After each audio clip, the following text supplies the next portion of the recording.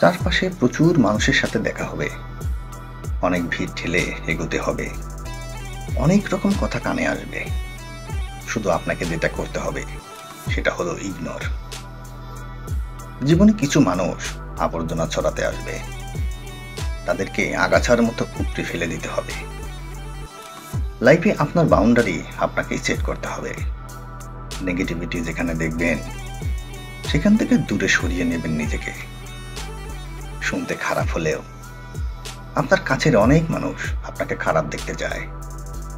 তারা চায় সহানুভূতি নামক মলমের তলে একটু কাটা ঘায়ের নুন ছিটাতে।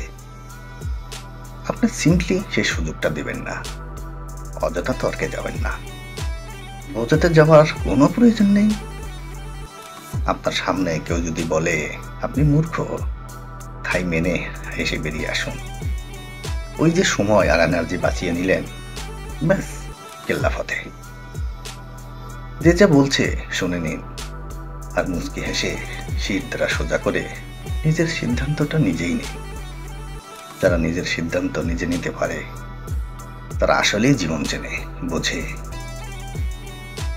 আপনাকে নিয়ে যখন বাকিরা সমালোচনা করতে ব্যস্ত থাকবে, আপনি ঠিক সেই সময় গাছ লাগান, ঘুরিয়ে আসুন, রং তুলি দিয়ে ক্যানভাস সাজান, বাড়ি গোছান, গল্প পড়ুন, নিজের পুরনো ফটো দেখুন, নামাজ পড়ুন, পুজো করুন। মোট কথা তাদের কথাই রিয়েক্ট করবেন না, যা বলছে বলুক। আপনার কানে এলেও ফেলে দিন। দিন শেষে আপনি জানেন আপনি কি, কেমন, আর এটাও জানে যারা বলছে তারা আপনার কাছে জাস্ট ম্যাটার করে না। ঠিক এটাই। একটা বাউন্ডারি সেট করুন।